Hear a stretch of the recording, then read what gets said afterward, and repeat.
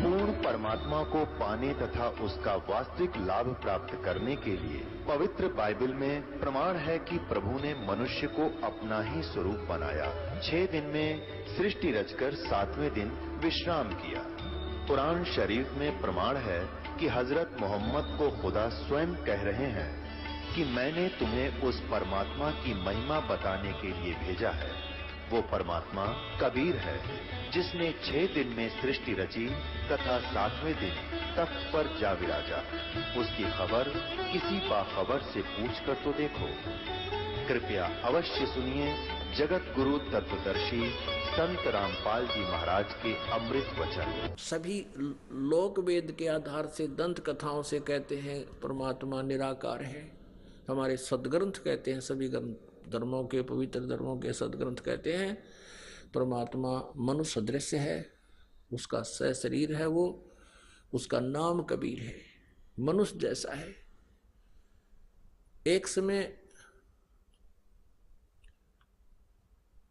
पुण्यात्मा आज सुबह आपको बताया था कि जिनको आज मानव शरीर प्राप्त है वो पुण्यात्माएं हैं, क्योंकि पुण्य जिनके घने नहीं होंगे उनको मनुष्य जीवन नहीं मिलता।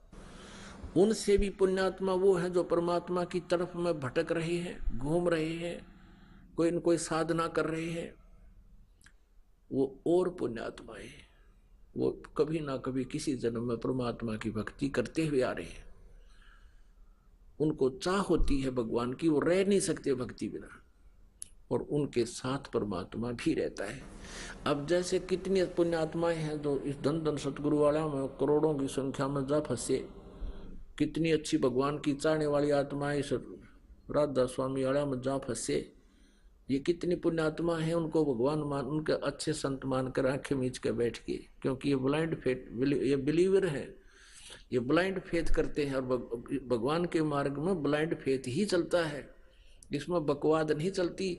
लेकिन ब्लाइंड फेथ भी तो वहां करे जहां बात ज्ञान समझ में आ जा। अब जैसे बबूल का पेड़ बोके बीज के, और उस पर ब्लाइंड फेथ कोई कर ले के आम लागेंगे, 7 जन भी ना लागे। पहले तो आम का बीज सिलेक्ट करे और आम का बीज बो के फिर ब्लाइंड फेथ करे, उसकी सेवा करे, फिर पूजा करे, तो फिर आम लगेंगे। ऐसे ही इन नकली गुरुओं से मोक्ष प्राप्ति नहीं होगी। वहां ब्लाइंड फेथ कर लिया इन्होंने, क्योंकि पता नहीं श्रद्धालुओं को ये बबूल है, ये तो काल के दूत है। अब इस ज्ञान से उनका निर्णय होगा कि कौन अज्ञानी है और कौन ज्ञानी है, तो तत्व ज्ञान से पता लगता है। तो ये कितनी पुण्यात्मा वहां चली गई। कुछ और दूसरे इन अंसा देश वाले हम फंसे पड़े। वो बालेगेश्वर जी हैं, कहते 100 देशा में उसका बिरन 105 देशा में गए, उसका प्रचार है। तो ये सारा काबली की कर बो दी, उसने सारा ज्ञान ठोक दिया, बबूल बीज दिया आम के स्थान पर, अज्ञान भर दिया सब में। कह गए पता नहीं इनको। तो ये मनुष्य जीवन के शत्रु हैं। इसने ईसा मसीह ने कहा था कि ए भोले श्रद्धालुओं, तुम जिन अपने गुरु पीरों को अच्छे आत्मा मानते हो, तुम्हारे पास आते हैं, तुम्हारे घरों पर आते हैं, तुम उनकी सेवा करते हो और वो बहुत प्यार से आपको समझाते हो, बहुत प्यार से रहते हैं, तुम इनको भेड़ समझ रहे हो। शरीफ ये भेड़िया हैं, ये तुम्हारे जीवन का नाश कर रहे हैं, तुम्हें बर्बाद कर रहे हैं। इस बात का विरोध कर दिया उन नकली गुरुओं ने और उस पुण्यात्मा को क्रश करवा कर छोड़ दिया। ऐसे जालिम है ये लोग। और इसी का कारण था क्रोथा कांड इन्होंने कराया। दास ने इनके अज्ञान की खाल तार दी, इनके अज्ञान का पर्दाफाश कर दिया। इन्होंने सोचा तुम तो कितने जोगे नहीं रहोगे, जनता भी थूकेगी, तुम किसे आचार्य थे, किसे तुम गुरु थे, तुमने कह का भी नहीं पता, वेदों का ना गीता का ना किसी और ज्ञान, तो इन्होंने अपना उस अज्ञान को बचाने के लिए इन कैसा जुल्म करवा दिया, क्रोथा कांड, आश्रम छिनवा लिया सीएम से मिलकर, जनता को भ्रमित करवा दिया, गलत प्रचार करवा के, और झूठे केस बनवा दिए हमारे पे। लेकिन अब वो 500-600 वर्ष पुराना भारत नहीं है। शिक्षा का यही लाभ है, सब एजुकेटेड हैं, बहन भाई बेटे बुजुर्ग, और सभी समझते हैं अपने सदग्रंथों को, जिसका परिणाम है कि आज हम फिर आबाद हो गए, क्योंकि हमारे साथ परमात्मा है, परमेश्वर हमारे साथ है। उस परमेश्वर का चलाया हुआ ये पंथ है, ये मार्ग है। तो ऐसे उस परमात्मा ने ये सब ज्ञान हमें बताया। तो प्रसंग चल रहा था कि ये अज्ञानी लोग कहते हैं परमात्मा निराकार है, हमारे सदग्रंथ बताते हैं परमात्मा साकार है। तो ऐसे ही श्रद्धालु आंख मीच कर जैसा भी कोई गुरु जैसा मार्गदर्शन करता है वो बेचारे स्वीकार कर लेते हैं, क्योंकि अध्यापक के सामने विद्यार्थी ऑब्जेक्शन नहीं कर सकता। अब अध्यापक वो होता है जो सिलेबस में पढ़ावे, सिलेबस से कोई ज्ञान दे। सिलेबस से बाहर कोई ज्ञान देता है, वो दंत कथा सुना रहा है, वो नावल की कहानियां सुना रहा है, वो विद्यार्थियों के लिए घातक होती है। ऐसे जिन्होंने सदग्रंथों का ज्ञान हमें नहीं दिया, वो आध्यात्मिक गुरु होते हैं, वे शत्रु थे समाज के। वो आध्यात्मिक गुरु नहीं थे, लेकिन उनको आध्यात्मिक गुरु मान लिया था। अब जैसे श्रीमद् भगवद गीता अध्याय नंबर 16 के श्लोक नंबर 23-24 में कहा कि जो शास्त्र विधि को त्याग कर मनमाना आचरण करते हैं, ना उनकी गति होती है, ना उनको कोई सिद्धि प्राप्त होती है, और न ही उनको कोई सुख होता है, अर्थात यूजलेस। इससे तेरे लिए अर्जुन 24वें श्लोक में 16वें अध्याय की गीता जी, इससे तेरे लिए कर्तव्य और अकर्तव्य की व्यवस्था में शास्त्र ही प्रमाण है। यानी जो साधना करनी चाहिए, जो ना करनी चाहिए, वो सदग्रंथ में जो लिखे हैं वही हम आप मान्य होनी चाहिए, अन्य नहीं। किसी की लोक वेद की कथा से स्वीकार ना करना। तो ये जितने भी गुरु जी थे अभी तक हमें लोक वेद सुनाया करते थे। तो ऐसी जो पुण्यात्मा पिछले जन्म की पुण्यात्माएं हैं, उनको मानव शरीर मिला है और वो परमात्मा की तरफ में भटक रहे हैं। उनमें से एक थे शेख फरीद जी, और वो बचपन से ही परमात्मा में बहुत, वैसे बचपन से ही मालिक साथ रहता है ऐसी आत्माओं के। सबको भगवान ढूंढते फिरते हैं, कहते हैं परमेश्वर गोता मारो स्वर्ग में और जा बैठो पाताल, कह कबीर ढूंढता फिरो अपने हीरे माणिक लाल है। शेख फरीद जी थे मुसलमान धर्म में। वो पुण्यात्मा छोटे से थे, जब छोटे बालक नटखट गड़े थे, शरारत बहुत किया करते थे। माता भी दुखी हो जाती थी, गली के बच्चों के साथ झगड़ा कराते, उल्हाने आया करते थे।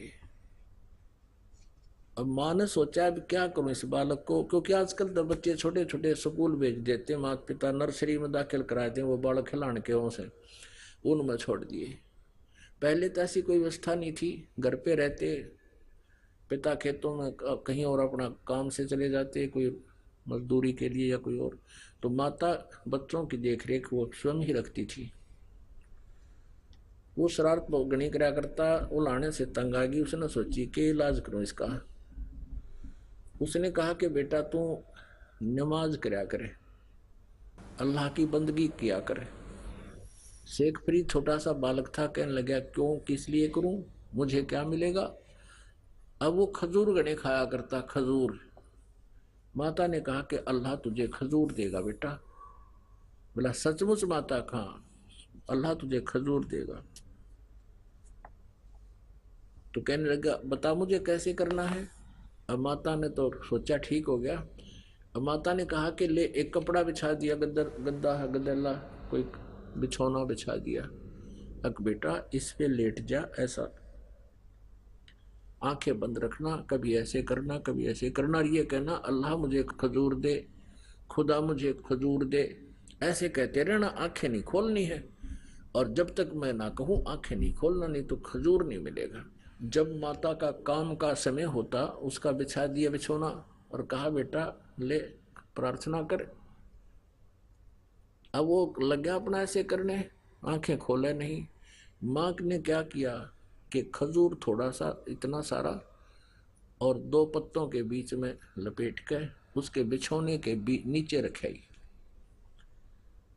अब वो माँ ने कहा कि आजा बेटा, आंखें खोल दे। माँ का काम हो लिया, इतना वो बैठा रहा, घंटा और पौन घंटा जैसा भी। तो उठ के आ गया कि माँ आप तो झूठ बोलते थे, अल्लाह ने खजूर तो दिया नहीं मेरे को। माँ ने कहा बेटा भगवान ऐसे सरेआम नहीं रखता, वो छुपा कर देते हैं, देख तेरे बिछौने के नीचे कहीं जरूर अवश्य मिलेगा। उसने वो चद्दर उठा के देखी, खजूर पाया, कूदता फिरे, खावे खूब कूदे, सब न बतावे आज अल्लाह ने मेरे को खजूर दिया, अल्लाह ने मुझे खजूर दिया। फिर आते नु के माँ अब कब करनी है वह नमाज, जब वो खजूर उसका खत्म हो जा, एक अगले दिन फिर के माँ अब कब करना है वो। अब ऐसे माँ ने पा गया उसका तासीर, अकियो ठीक सेट हो गया। एक दिन क्या हुआ, वो खजूर रखना भूल गई और वो उठा, चद्दर उठाई, वहां परमात्मा ने रजा बख्शी, वो खजूर रख दिया ऐसे ही। और वो शेख फरीद खजूर खाता हुआ आ रहा है। जब उसकी माँ ने कह दिया कि आजा बेटा उठ ले, और उसको याद नहीं रहा कि मैं आज खजूर धरना भूल गई, तो उसने बड़ी चिंता हुई कि उन्हें कम्मा फिर कभी नहीं करे जे आज खजूर ना मिल लेते। घनी चिंतित होगी वह। उसने देखा वो खजूर खाता हुआ रहा है। माँ ने पूछा बेटा ये खजूर कहाँ से लाया तू। कहने लगा माँ प्रतिदिन अल्लाह दे के जाता है, मेरी चद्दर के नीचे मिलता है मुझे। कि सचमुच बता। हाँ देख यहाँ रखा था। अपने आत्माओं परमात्मा कहते हैं जो जन मेरी शरण में ताका हूं मैं दास, और गेल गेल ला गया फिर जब लग धरती आकाश। अब उस बच्चे का बचपन से इतना दृढ़ विश्वास हो गया भगवान में कि परमात्मा तो ऐसे भी देता है। बड़ा होकर के वो बच्चा घर त्याग गया। घर त्याग गया तो उसने एक नकली गुरु मिल गया, उसमें सिद्धियां थी, आसपास के क्षेत्र में बड़ा बोलबाला था। वहां चला गया। वो फक्कड़ फकीर था, उसको फक्कड़ फकीर बोलते हैं जो अपने हिसाब से अलग साधनाएं करते हैं। एक तो जैसे हिंदू समाज में जो व्यवस्था है भाई गीता का पाठ कर ले, पुराणा का पाठ कर ले, व्रत रख लिए, मंदिर में माथा टेक लिया, एक तो ये साधना। एक दो संत हैं घर छोड़ जाते हैं, दूना ला कर बैठ जाते हैं, जंगलों बैठ जाते हैं, वो अलग होते हैं, वो भी साधना ही कर रहे माने जाते हैं। ऐसा वो एक संत था, वहां चले गए। जैसा भी उस संत ने उस प्यारी आत्मा को मार्गदर्शन किया वो दृढ़ होकर लग गया। आश्रम में रहने लगे, 8-7 भगत रहते थे। अब जो व्यक्ति घर से निकलकर आया है, घर भी त्याग दिया परमात्मा की तरफ में, फिर उसके पास शेष के रह गया। गुरु जी को परमात्मा तुल्य मान के उसके एक एक वचन का पालन करे, गुरुदेव की आज्ञा का पालन करे, गुरुदेव की क्रिया न नहीं देखे। और हम तत्व ज्ञान से परिचित न होने से हम गुरु को अपने जैसा ही मान लेते हैं, अपने जैसा नहीं होता। आप जैसा होता तो आप ही सांग जोड़ लेते कि तजा करके। गुरु के ऊपर परमात्मा प्रसन्न होता है। लेकिन कौन से प्रभु का वो जो नुमाइंदा है, जो नर जाकी शरणा बसे ताको ताकी लाज, जल सूही मछली चढ़ जाए ये बह जाते गजराज। यानी जिस भी इष्ट की जो साधना करता है वो और सच्चे दिल से करता है, उसके ऊपर उसकी रजा होती है न्यारी। तो ऐसे ही शेख फरीद ने तो परमात्मा पाने के लिए समर्पण किया। गुरु जी जो आदेश दे सिरोधार्य, मन में दोष कपट कति नहीं आवे। गुरु जी हुक्का पिया करते थे और शेख फरीद ने कभी छुआ नहीं। वो गुरु जी खुद पीते थे लेकिन दूसरों को हुक्के के लिए नहीं कहते थे, उनके गुरु जी जो थे। अब क्या था, जी कहता बेटा जल लाना। एक तो कहता लाऊं हो गुरु जी, और गेर का कंधे वो तोलिया, नान चला जा, स्नान चला गया। लाऊं हूँ गुरु जी, नाटे भी नहीं करे भी नहीं। अरे कहते ही दौड़ा आवे अकलो गुरु जी।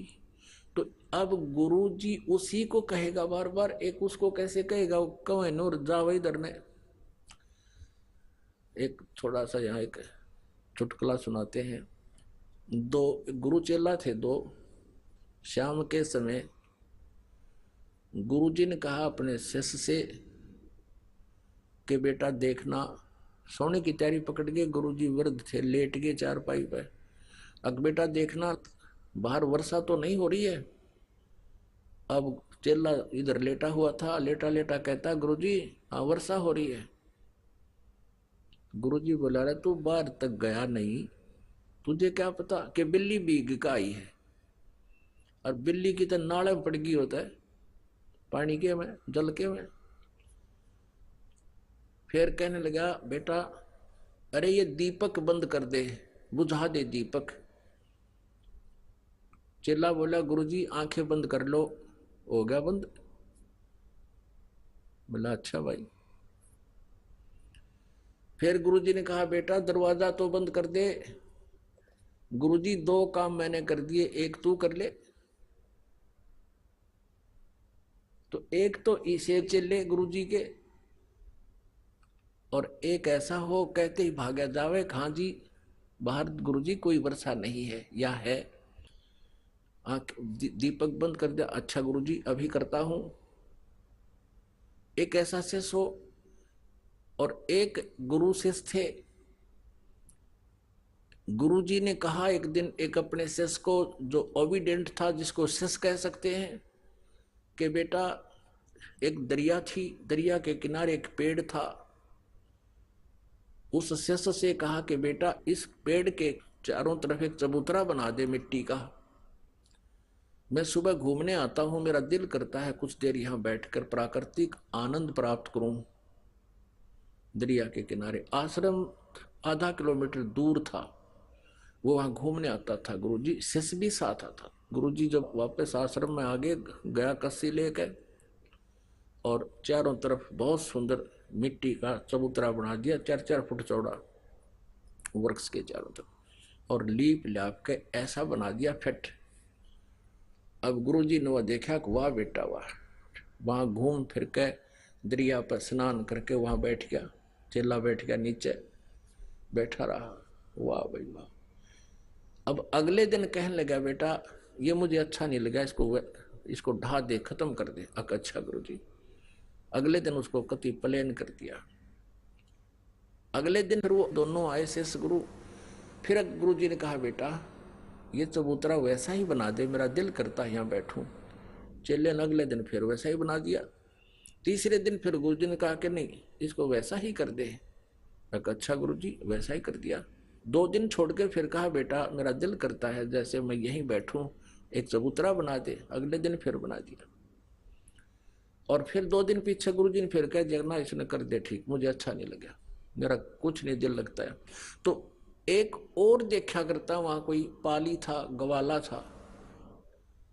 वो कहने लगा उस चेले ने, जब वो अगले दिन उसने ढाण आया, उसको प्लेन करना आया, कहने लगा रहा तेरा दिमाग खराब हो रहा है, इस बुढ़े का तो दिमाग खराब हो रहा है। एक दिन कहे बना दे, दूसरा दिन कहे ढा दे, है और तू इसकी सारी बात मानता है।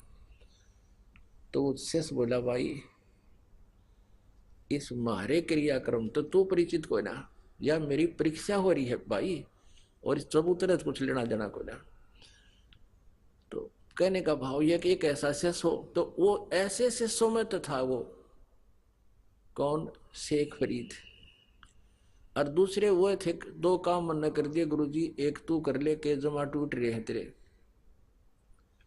अब ऐसे ही बच्चे को कहा जा बेटा ऐसा कर ले ऐसा कर ले, तो उनको ईर्षा होगी कि शेख फरीद को ज्यादा प्यार करते हैं। अब प्यार के करो, काम तो कराना ही है अपना। तो उन्होंने सोचा कि शेख फरीद की ऐसे वो करते हैं जिससे गुरुदेव के ये हृदय से उतर जा। उनको ये चिंता थी कि गुरु जी इस गद्दी का मालिक इसने बनावेंगे। भगवान पाने आ रहे हैं, और फिर इसी कुबाड़ में उड़ जाए। वो किसा हंस किसा संत है, गद्दी की भूख जिसमें है। शेख फरीद में वो नहीं थी। वो अपना कर्तव्य प्रयाण रहता था, अपने कर्तव्य को मुख्य सोचता था। वो तो आया मालिक पाने के लिए था। तो उन्होंने एक स्कीम बनाई कि गुरु जी के हृदय से इसको उतारें, कोई ऐसी गलती हो जिससे गुरु जी से नाराज हो जाए। अब वहां क्या कर रखा था, सबको सेवा देने के उद्देश्य से एक एक दिन बांट रखे थे। 5-6 जितने भी शिष्य थे वहां पर, एक दिन एक शिष्य की ड्यूटी लगती थी। गुरुजी का सुबह से लेकर शाम तक सारे काम वही करेंगे, जैसे भोजन बनाना, खिलाना, कपड़े धोना, और वो हुक्का पिया करता, हुक्का पिलाना उसको, उसकी सफाई सफाई कर और काम अन्य कर देते थे। तो एक दिन शेख फरीद की ऐसे चल रही थी रूटीन, तो एक दिन उसकी सेवा आई। और गुरुजी क्योंकि ये तपस्वी होते हैं सिद्ध, और तपस्वी में तामस ज्यादा होता, क्रोध बहुत होता है। वो गुरुजी क्या करता था कि रोटी खा के, खाना खा के हुक्का पीता था, शाम के समय भी और दोपहर को भी। शाम के समय एक दिन क्या हुआ कि शाम के समय शेख फरीद का दिन था सेवा करने का। उन्होंने सोचा दिन में तो इधर उधर से ये बना लेगा ओके की आग। क्या करता था वो गुरु, यदि खाना खाने के पश्चात हुक्का 5-10 मिनट में आ गया, लिया तो लिया, चला नहीं तो डंडा उठा के उसके कई मारता था, और कई दिन उसको सेवा नहीं देता था, कई दिनों तक। इतना कुपित हो जाता था, हुक्के का इतना कसूता वो था एबी। अब इस बात का सबको पता था। तो अन्य जो शिष्य थे उन्होंने सोचा कि आज इसकी टर्न है, और शाम के समय अग्नि को बुझा देंगे हम, जब ये खाना खिलाने जाएगा गुरु जी को। अब खाना बना के शेख फरीद जी क्या करते थे कि लकड़ी की कोले होते थे, उनको तैयार कर देते थे हुक्का भरने योग्य। आते ही हुक्का भर के गुरु जी को दे दूंगा, खाना खिला के आके 2 मिनट में, 4-5 मिनट में दे देता था। अब खाना खुना खिला के आराम, तो वो आया, देखा पीछे से आग बुझ गई। आग थी नहीं उसमें, अग्नि नहीं थी, वर्षा के दिन थे। उसने सोचा भाई होगी होगी, आग बुझ गई होगी, नहीं ध्यान गया। उसने सोचा 1 किलोमीटर दूर है गांव, वहां धुआं उठ रहा था एक घर में, शाम का समय था। उसने सोचा आज तक की जितनी भी अब गुरु जी के प्रति आपकी गुडविल है वह खत्म होगी, और तेरी भक्ति का नाश हो जाएगा। गुरु जी रुष्ट हो गए तो मेरे पल्ले कुछ नहीं रहेगा। ये सोचकर चलम उठा के की स्पीड ठोक दी, फुल स्पीड तक गया जिस घर में धुआं उठ रहा था। और वो माई क्या कर रही थी, वर्षा के दिन थे, चूल्हे में अग्नि बालने का, जलाने की प्रयत्न कर रही थी। कभी धुआं हो जा, कभी आंखों में धुआं आवे, पानी पड़े, यानी गिल्ला सापन होकर के वो आग जला रही थी। कभी बुझ जाती थी, कभी फिर जला रही थी, यानी उसने आग जला रखी थी ऐसे, वो दुखी हो रही थी। अब शेख फरीद कहा माई अग्नि देना, माई अग्नि देना। अब वह हो रही थी गुस्से में कि अग्नि नोना वाला, आंख फुड़वा ले, आंख फूट गई मेरी, तो भी फुड़वा ले आंख, तब दूंगी अग्नि। अकले माई चिमटा ले रहा था, आंख में गो के और वो आंख काट के दे दी। अकले माई अब तो दे दे मुझे अग्नि। अब माई ने सोचा रे तेरा गुजब, तूने सचमुच आंख निकाल दी। वो डर गई, सारी चूल्हे की आग बाहर निकाल दी। किले महाराज जी ले जा।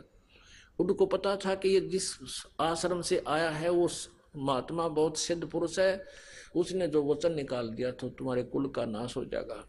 वह डर गई। अब उसने कुछ नहीं कहा बेचारे ने। उसने क्या किया, अपना कपड़ा सा बांध लिया एक आंख के ऊपर के जो निकाली थी, और अग्नि रख के, और फिर सपीटते भाग लिया। उधर गुरुजी ने देखा भी 2 मिनट हुई, 4 हुई, 5 होगी, 10 मिनट जब होगी, आवाज लगाई रहा शेख फरीद हुक्का भरला बेटा, आवाज नहीं आई। थोड़ी देर पाछे फिर लगाई आवाज, तीसरी आवाज फिर लगाई, रे कित मर गया तू, शेख फरीद कहाँ मर गया तू आज। तब उसने सुनी, गुरुजी तो भाई नाराज हो रही है। वो दूर से ही कहता, आ गया गुरुजी, आ गया गुरुजी। बोला रे क्या बात होगी थी। गुरुदेव अग्नि बुझ गई आज, और गांव से दौड़ के लाया। अका अच्छा बेटा कोई बात नहीं, रख दे। वो कब्र कहो तो पी गस हो गया, और वो जाकर अपना एकांत में लेट गया। माई ने सोची जे अब जाऊंगी तब ना जाने महात्मा के कह देगा, सुबेरे तक कुछ उनका गुस्सा कम हो लेगा।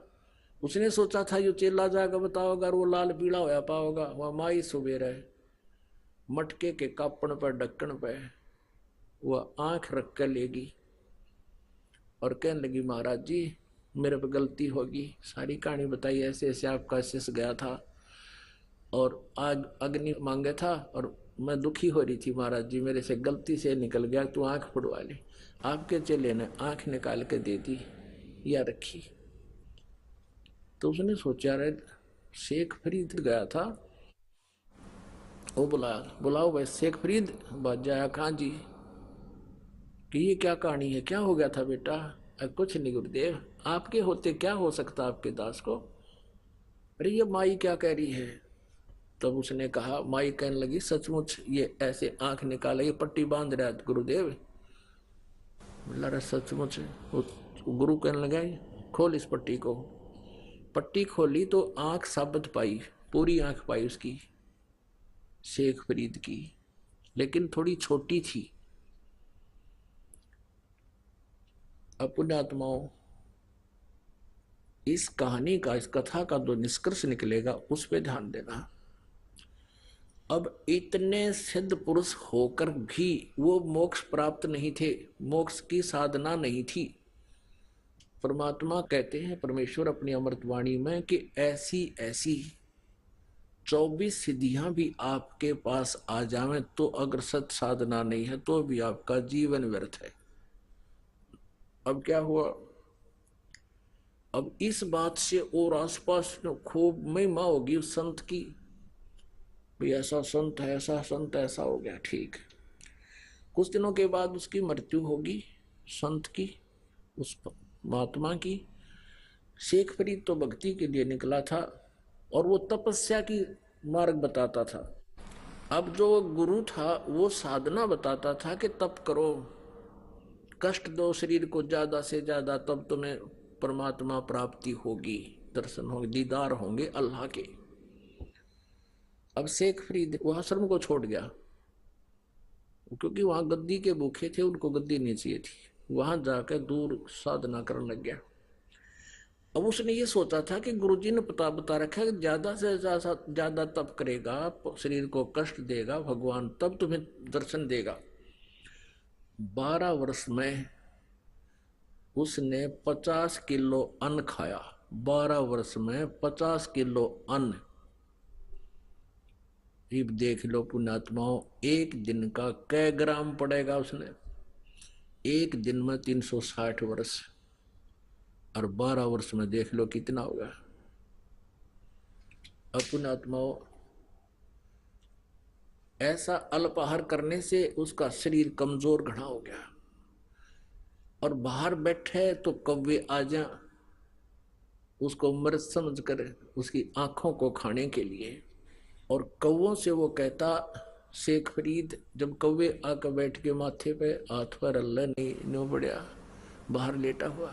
कभी कुएं में 12 वर्ष लटका करता वो, 12 वर्ष कुएं में लटका उल्टा, ऊपर वृक्ष की डाले का रस्सा बांध के, पैरों का बांध के नीचे लटकन लाया गया। 12 वर्ष तक कुएं में लटका हो। कभी कभी बाहर आ जाता था, थोड़ा बहुत घूम फिर लेता, फिर लटक जाता था। बाहर लेटा हुआ था, कौवे आगे। कौवे ने सोचा ये व्यक्ति मरा हुआ है, शरीर पर कहीं मांस नहीं, कति हाड हाड अस्थि पिंजर दिखाई दे। कौवे बैठ गए माथे पे कि इसकी आंख खा लेंगे, आंखों में है थोड़ा बहुत मांस। जब वो कौवे आकर बैठे, शेख फरीद ने कहा कि कौवे भैया, मेरे शरीर पर कहीं मांस तुम्हें मिल जाए वो खा लो, अपना पेट भर लो, पर मेरी आंखें मत खाना। हो सकता है मुझे भगवान का दीदार हो जाए, मेरी आंखें ना खाना, मुझे भगवान के दर्शन की आशा है। यूं कह के फूट फूट कर रोने लग गया कि भगवान मिला नहीं, सारा जीवन व्यर्थ हो गया, अब पता नहीं कितने दिन का जीवन है। तो सोचा कि अगर बाहर ज्यादा रहूंगा तो ये कौवे फिर खा जाएंगे। कि धीरे धीरे ऊपर रस्सी बांध ली और धीरे धीरे अभ्यास हो रहा था, पकड़ के लटक गया और फूट फूट कर रो रहा कि भगवान अल्लाह के दर्शन हुए नहीं आपके, और जीवन अंत हो गया। कौन सी त्रुटि बनी मुझ पापी से, गुरुजी ने जो बताया था मैं सब कर रहा हूं। अब जब ये दशा देखी, कहते हैं जो जन मेरी शरण है, ऐसी पुण्यात्माएं जो हैं वो कभी परमेश्वर कबीर जी की शरण में, उनके सानिध्य में साधना किए हुए होते हैं, जब वो तत्वदर्शी संत रूप में पृथ्वी पर विराजमान होते हैं। उसमें इतनी अच्छी भक्ति बन जाती है कि कई जन्मों तक भी वो अगर पार नहीं होते तो यहाँ भटकते रहते हैं, उसकी तरफ रहती है वो भक्ति, अंश समाप्त नहीं होता, जैसा आप जी के अंदर है। ये सभी पुण्यात्मा जो दूसरे पंथों में या धर्मों में या कहीं किसी और मंदिर मस्जिद गुरुद्वारों में जो जा रहे हैं, ये परमात्मा की भक्ति चाह रहे हैं, कभी ना कभी किसी युग में परमात्मा कबीर देव जी के सानिध्य में भक्ति किए हुए। अब शेख फरीद भी उन्हीं में से, उन पुण्यात्माओं में था जो पार हुआ नहीं। बीच में हम विचलित हो जाते हैं क्योंकि हम भगवान को पहचान नहीं सके, क्योंकि हम सदग्रंथों से परिचित नहीं थे, इसलिए हम विचलित होते रहे। भगवान आकर चले गए, हम यहीं रह गए, वो हम उनके साथ नहीं जा सके क्योंकि हम उनको पहचान नहीं सके, उन पर विश्वास बना नहीं। अब शेख फरीद लटका हुआ रो रहा बुरी तरह। अब कहते हैं जो जन मेरी शरण हो, ताका हूं मैं दास, और गैल गैल लग गया फिर वो जब लग धरती आकाश। वहां खड़े हो गए कुएं पर जाकर परमात्मा, और रस्सा बांध रखा था और रस्से को पकड़कर यूं खींच लिया ऊपर ने, जैसे बाल्टी निकाल लिया करें पानी की कुएं से। शेख फरीद जी जब कुएं में लटका करते थे उल्टे, तो कोई ग्वाले आ जाते थे, पाली होते थे, ये शरारती हुआ करें, वो क्या करते थे उस रस्से को पकड़कर ऐसे हिला देते थे। शेख फरीद कभी इधर जाकर लगता कुएं का, कभी इधर लगता ऐसे, फिर वो यूं करके बेचारा अपना टाइम पास करता। बच्चे थे, एक दो बार लाल होकर छोड़कर चले जाते थे। अब उसने सोचा कि आज यू अच्छा उस्ताद आया, इसने तो बाहर निकाल लिया। मैं वो ऐसे बाहर खींच रहा था, परमात्मा ने ऊपर खींच दिया, उल्टा लटका हुआ, और कहता है भैया मुझे मत छेड़, तू साधु संतों को दुखी नहीं करते, आप अपना काम करो, मैं अपना काम कर रहा हूं। उल्टे लटके लटके बात कर रहा है, मुझे छोड़ दे वापस। परमात्मा ने कहा आप यहाँ क्या कर रहे हो? शेख फरीद ने कहा कि मैं परमात्मा के दर्शनार्थ, भगवान के दर्शन के लिए मैं साधना कर रहा हूं। परमेश्वर ने कहा कि मैं हूं भगवान, मैं हूं अल्लाह, मैं हूं अल्लाह अकबर, वो कबीर अल्लाह मैं हूं। शेख फरीद कहता है मजाक ना करे, तू अल्लाह नहीं है। परमात्मा ने कहा और अल्लाह कैसा होता है कि वो तो निराकार है, वो दिखाई थोड़ी देता है। परमेश्वर ने कहा भले आदमी, जब परमात्मा निराकार है और आप कह रहे हो मैं भगवान के दीदार के लिए डले ढोया हूं, अब देखेगा टट्टू जब के साकार है ही नहीं तो क्या देखेगा तू? अब ऐसे कहते हैं, यहाँ हरियाणा में कहावत है, ज्ञान का गाम का तो चमका ऐसा होया करे। अब उसकी एकदम सारे पुर्जे सीधे हो गए शेख फरीद के, और परमात्मा खड़े सामने, एकदम समझ में आ गया को हो सचमुच। परमात्मा कहते हैं एक तरफ तो तू निराकार बतावे बेचून है भगवान, और फिर नो का उसके दर्शन के लिए मैं डले ढो रहा हूं, साधना कर रहा हूं। तो पहले तेनू देख तुम कह के रहे हो और कर क्या रहे हो। तब उसने सोचा शेख फरीद ने, भाई काटे का आदमी 16 ने बात की, विश्वास फिर भी ना क्यों भगवान है, पैर पकड़ दिए नू के नू। यह बात उनको याद है कि कुरान शरीफ में ये लिखा है कि उसके बारे में कोई बाखबर बताओगा। तो उसने नो सोची, अल्लाह तो यूं नहीं हो सकता, लेकिन बाखबर जरूर है, यानी तत्वदर्शी जरूर है। इतनी एक ही सेकंड में सारी बात समझा दी कि निराकार को देखेगा कि तू, फिर जब निराकार है तो फिर क्यों कर रहा है साधना। पैर पकड़ के कहने लगा, महाराज मुझे रास्ता बता भगवान का। काजा बता दूंगा। वो खोल दिया रास्ता, बैठ गया। कहने लगे, परमात्मा बोले, इस शरीर के साथ क्यों दुश्मनी कर रहा है तुम? ये कहीं लिखा किसी शास्त्र में ऐसा करने से भगवान मिलेगा? शेख फरीद कहने लगे, मेरे गुरुदेव ने ऐसा बताया। परमात्मा ने कहा, वो गुरुदेव तुम्हारे नकली थे। शेख फरीद कहता है, महाराज जी निंदा ना करो गुरुदेव की, अब ये श्रद्धालु ऐसे होते हैं। परमात्मा ने सोचा, ज्यादा कह दिया तो यू कति कर्म बिगाड़ देगा। परमेश्वर बोले, बेटा इस शरीर से तू शत्रुता कर रहा है, ऐसे भगवान नहीं मिलता। कहाँ जी, वो तो मुझे समझ में आ गई कैसे नहीं मिला, तभी तो इतना उस समय बीत गया। तब परमेश्वर ने कहा, आहार कर, प्रथम अंजल संयम राखे, योग युगत सब सतगुरु भाखे। थोड़ा खावे, अवश्य खावे, ज्यादा भी नहीं खावे कि लटके आए, पेट भर कर कति दड़ी पक्का खा ले, पर इतना भी नहीं खावे कि आंत मुस जा और उस कोडा हो जा शरीर।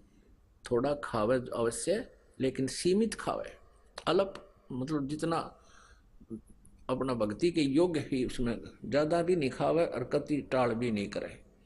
तो धीरे धीरे उसको खाना मालिक ने शुरुआत करवाई, फल आहार करवा कर फिर कहा भोजन कर और कर भक्ति, मैं बताऊं तेरे को मंत्र, ऐसा कर। तब उस शेख फरीद का कल्याण हुआ। परमात्मा कहते हैं, लागी का मार्ग और है, लागे चोट काल जा करके। लागी का मार्ग और है, लगे चोट काल जा करके, लगे चोट कले जा करके। कहते हैं, जिनके लगन लगी उनकी हालत न्यारी होती है, उनके कलेजे में कसक बनती है परमात्मा की पानी की।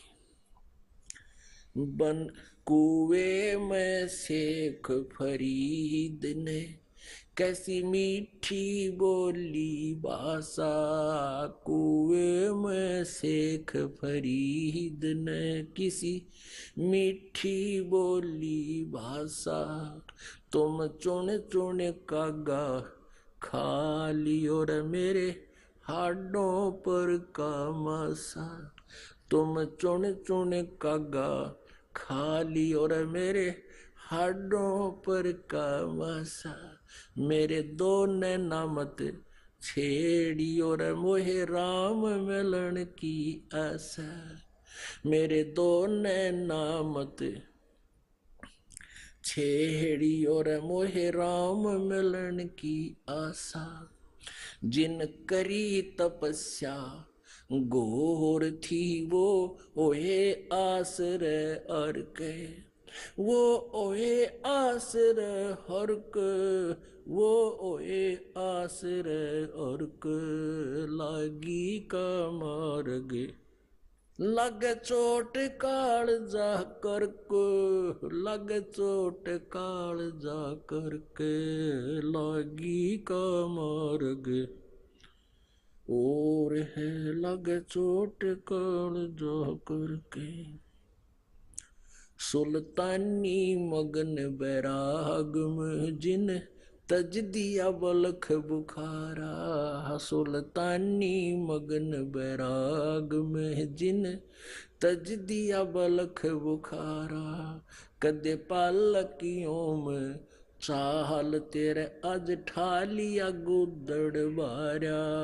कदे पालकियों में चाल तेरे आज ठालिया गुदड़ बारा। सब संगी छोड़ी रोवती रोवे था कुण बासारा। सब संगी छोड़ी रोवती रोवे था कुण बासारा। शोर मचारण वास में ना देखा पीछा फिर के। ना देखा पीछा फिर के, ना देखा रे पीछा फिर के।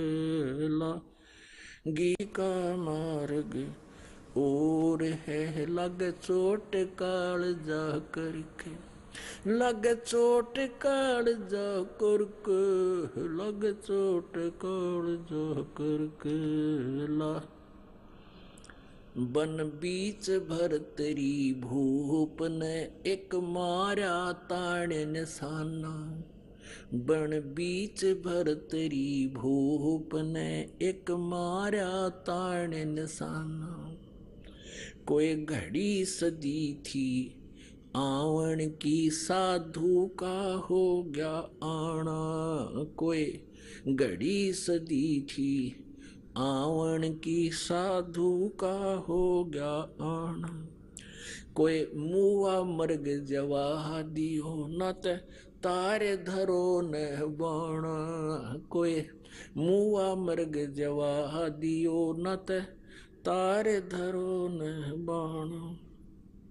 वो जिंदा कर दिया ढोर था शस बण्या परीक्षा करके, शस बण्या परीक्षा करके, शस बण्या परीक्षा करके। लागी का मार्ग और है लग चोट काल जा करके, लग चोट काल जा करके, लग चोट काल जा करके।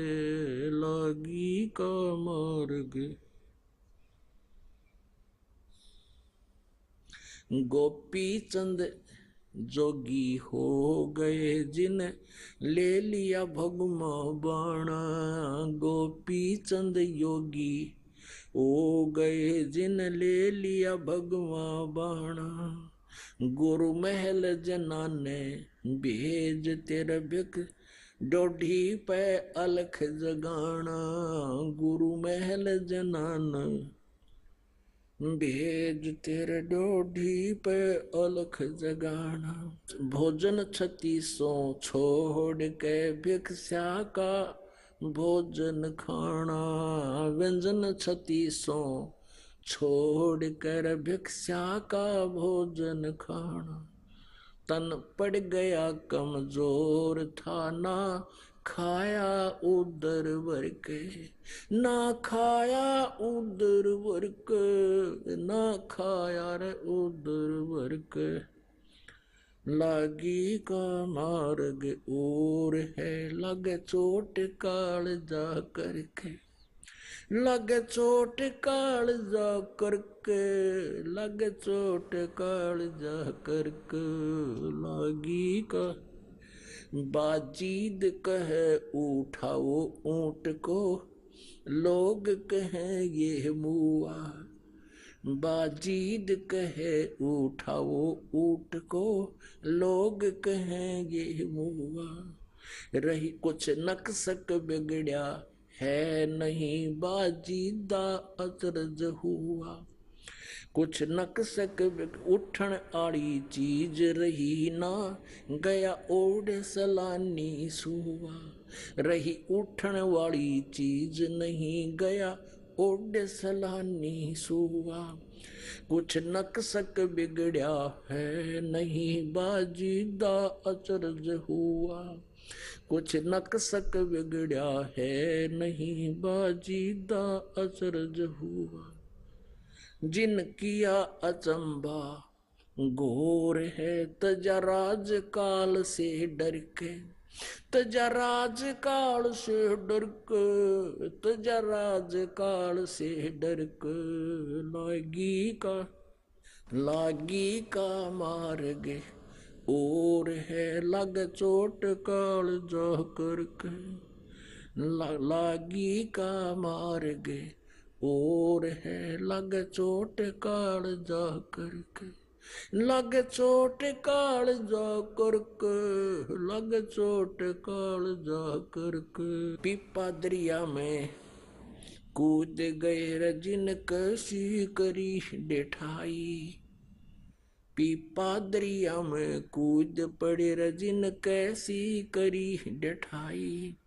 वो नरपाड़ा जीत गए जिन सिर धड़की बाजी लाई। वो नरपाड़ा जीत गए रजिन सिर धड़ की बाजी लाई। कह मंगलानंद चेतियो तुम सोच समझ मेरा भाई। कह मंगलानंद चेतियो रे तुम सोच समझ मेरा भाई। बिन चेते ये झूठा शोर है कुछ जाइयो शुक्र करके। कुछ जाइयो शुक्र करके, कुछ जाइयो रे शुक्र करके, लगी का मर्ग और है लगे चोट काल जा करके। अपन आत्माओं, ये महापुरुषों की गिनती कराई है इस कवि ने, और इसमें उन महापुरुषों का ज्ञान दिया है जिन्होंने परमात्मा के लिए समर्पण किया। अब परमेश्वर कबीर जी कहते हैं ये बातें कहन सुनन की नहीं है, ये कर पाड़न की है। ये गान बजान और कहन सुनन तक सीमित नहीं रखना है, ये ऐसे करना पड़ेगा। और अब कितना आसान तरीका है, परमात्मा के पाने के लिए युगों से प्रयत्न चल रहा है। एक पीपा ठाकुर नाम का राजा था इधर राजस्थान के अंदर, गिगनौर शहर का, गिगनौर का।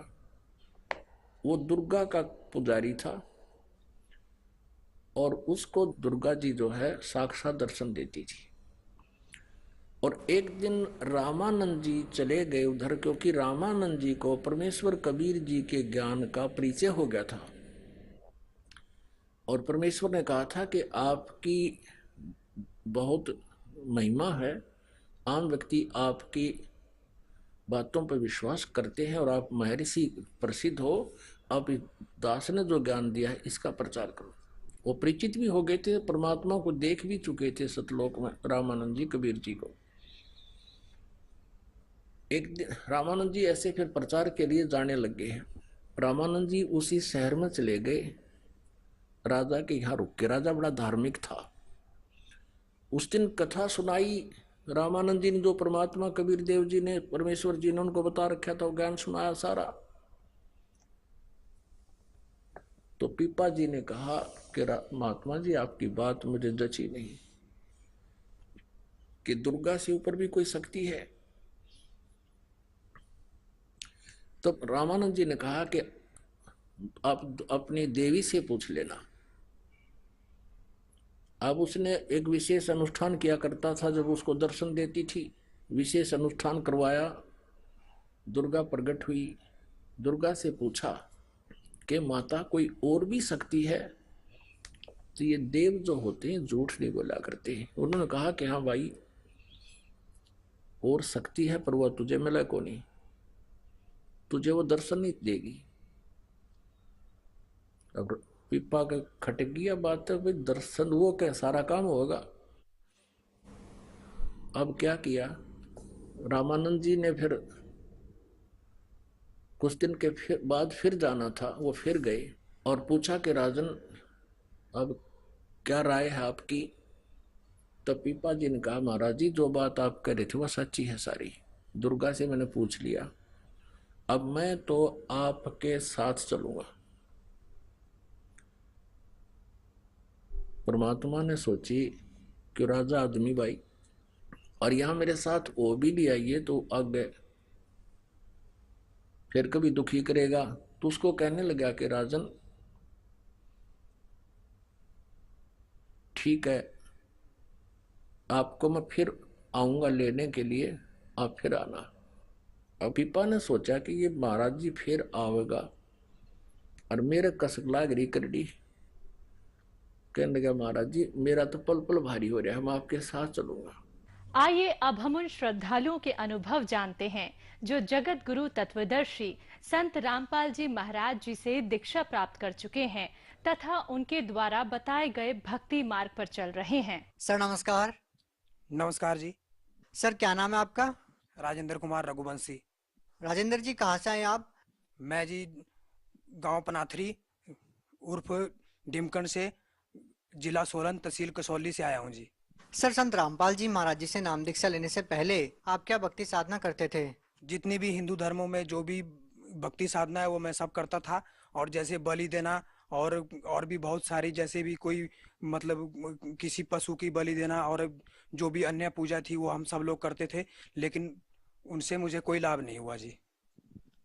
सर हिंदू धर्म में प्रचलित सभी प्रकार की पूजाएं आप कर रहे थे और आपने जो भी साधनाएं की, सर इन सब साधनाओं को करने से आपको क्या लाभ मिले? जी मेरे को 10 साल से मेरे रीढ़ की हड्डी में प्रॉब्लम थी, और जो कि दिन पर दिन बढ़ती गई। और जब मैंने टेस्ट करवाया तो मेरे को बोला कि तेरे को बॉन टीबी हो गया है। और जब बॉन टीबी को जब मैंने दवाई खानी चालू की तो मेरा लीवर भी कमज़ोर हो गया। और उससे मेरे को मतलब उन्होंने, जैसे मैं दवाई खा रहा था तो मेरे को मतलब दवाई खाते खाते मेरी बहुत ज़्यादा कंडीशन ख़राब हो गई और मेरा वेट भी कम होने लगा। और मैं मतलब इतना हो गया कि मैं बिस्तर पे ही मतलब सब कुछ मेरा उसी में मेरा सब कुछ होता था। और घर वाले भी बहुत परेशान हो गए और मेरे को सब लोगों ने छोड़ दिया, और जो मेरी नौकरी थी वो भी छूट गई। और मैंने एक गाड़ी ले रखी थी, तो जब मेरी कंडीशन ज़्यादा ख़राब हो गई तो मेरी गाड़ी की किस्तें मैं नहीं दे पाया, तो कंपनी वाले उसको उठा के ले गए। और मैंने शादी कर रखी थी, तो घर वाली ने देखा कि ये तो मर जाएगा, तो वो भी मेरे को छोड़ के चली गई। सर आपने बताया कि आपको बॉन टीबी हो गया था, तो सर आपकी ये जो बीमारी है वो आपने कहाँ कहाँ दिखाई? सर आपने किस किस डॉक्टर को दिखाया? जी मैंने शुरू में आकाश हॉस्पिटल में चेकअप करवाया, तो एमआरआई के दौरान मेरे को बॉन टीबी दिखाया, तो उसने बोला कि तेरे को 2 साल दवाई खाने पड़ेगी और 2 महीने के अंदर आपको फुल राम हो जाएगा, लेकिन दवाई एक दिन भी नहीं तोड़नी है। तो मैंने वैसे ही किया। तो जब मैं दवाई खा रहा था तो मुझे पीलिया हो गया। तो उन्होंने बोला कि कोई बात नहीं, पीलिया हो गया तो आप कुछ दिन के लिए दवाई रोक दो और आप पीलिया की दवाई चालू कर दो। तो मैंने पीलिया की दवाई खानी चालू कर दी, तो मेरा पीलिया तो ठीक हो गया, लेकिन मेरी रीढ़ की हड्डी में प्रॉब्लम थी वो बढ़ती गई और मेरे को कोई लाभ नहीं हुआ जी। और फिर उन्होंने उन्होंने कहा कि आप पीजीआई के लिए लिख दिया उन्होंने। फिर पीजीआई में गया तो उन्होंने बोला कि आपका लीवर कमजोर है, और आपको उन्होंने डबल डोज दे दिया, आपको कम दवाई का डोज देंगे तो आप बिल्कुल सही हो जाएंगे। तो मैंने वैसे ही किया। तो बाद में पीजीआई वालों ने बोला कि तू कहीं ठीक नहीं हो सकता, अब अपने घर वालों को बोल दे कि मेरी सेवा पानी वहीं के है। और ये सुनकर जब मेरी घरवाली ने सुना तो उसने बोला कि मैं तो यहाँ से चलती हूँ, अब तो ये तो मर जाएगा, इसके बाद मेरे को कौन देखेगा। मेरा लड़का भी है जी, छोटा सा, अभी 2 साल का हुआ है।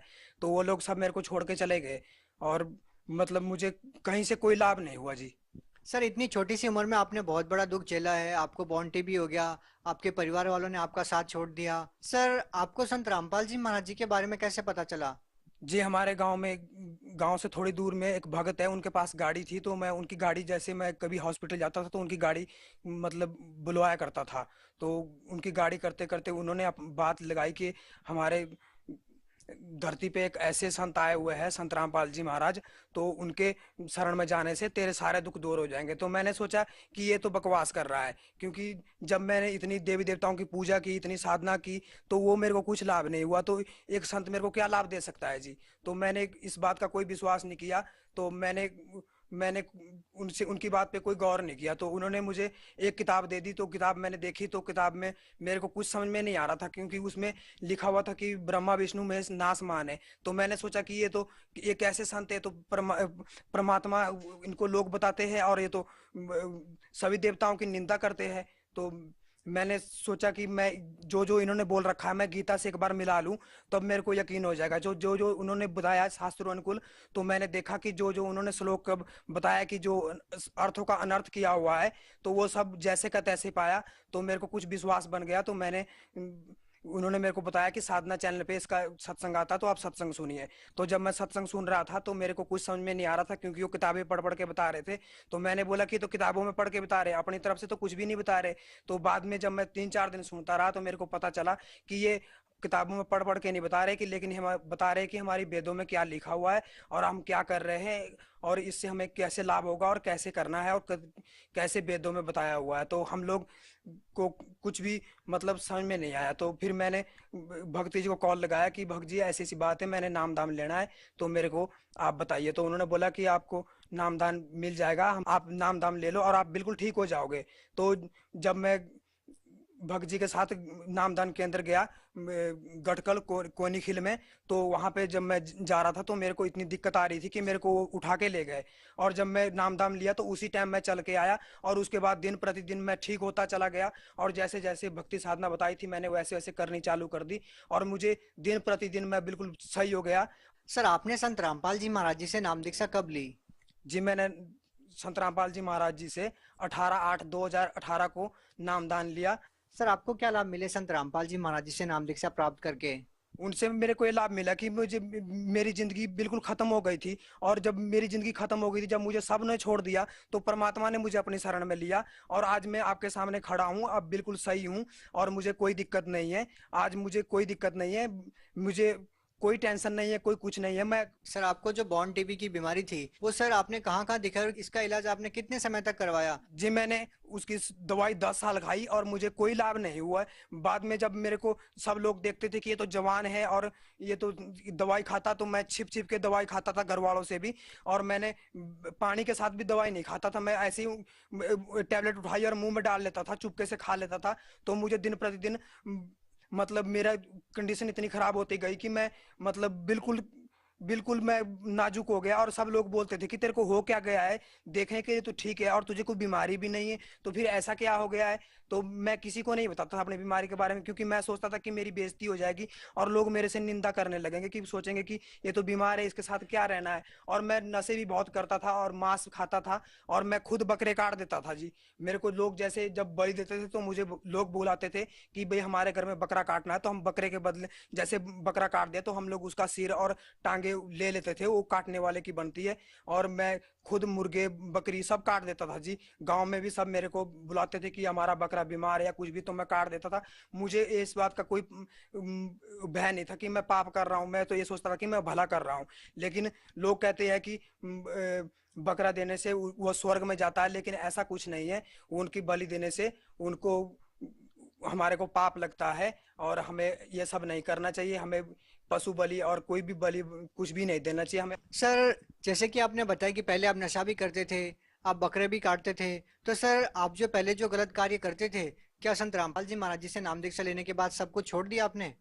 उसी दिन छोड़ दिए जी। मैंने ना कोई उसके बाद ना कोई दवाई खाई, और ना कभी मेरे मन में ये आता कि मैंने कभी ये काम किया होगा। मुझे ये लगता है कि मैंने ये सब नहीं किया है, और आज मुझे मीट देख के और वो भी देख के मुझे बहुत घिन आती है, और मैं ये सब जो भी ये जो लोग काम करते हैं मैं वहां तक देखता भी नहीं हूँ, और मुझे इन लोगों से कोई मतलब नहीं है। लेकिन हम लोग का यही कहना है कि जगत लोगों को कि हम लोग जो साधना कर रहे हैं आप भी इसी साधना को करिए। धरती पे संत रामपाल जी महाराज आए हुए हैं, और आप भी उनसे नाम दीक्षा लेके अपना कल्याण करवाए।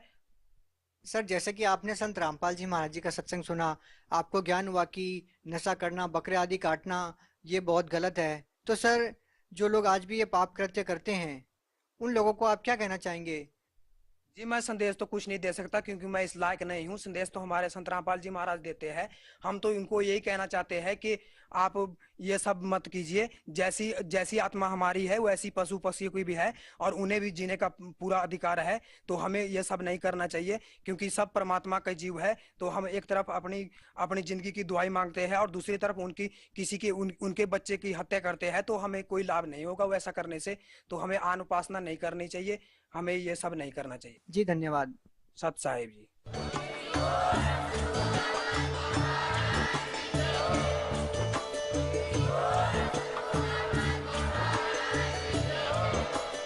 आप सुन रहे थे जगत गुरु तत्वदर्शी संत रामपाल जी महाराज जी के मंगल प्रवचन। अधिक जानकारी के लिए विजिट कीजिए हमारी वेबसाइट www.jagatgururampalji.org। संत रामपाल जी महाराज जी के शुभ आशीर्वाद से पूरे विश्व भर में 500 से भी ज्यादा नाम दीक्षा केंद्र हैं, जिन पर संत रामपाल जी महाराज जी द्वारा ऑनलाइन निशुल्क नाम दीक्षा दी जा रही है। अपने नजदीकी नाम दीक्षा केंद्र का पता करने के लिए संपर्क करें 8222880541।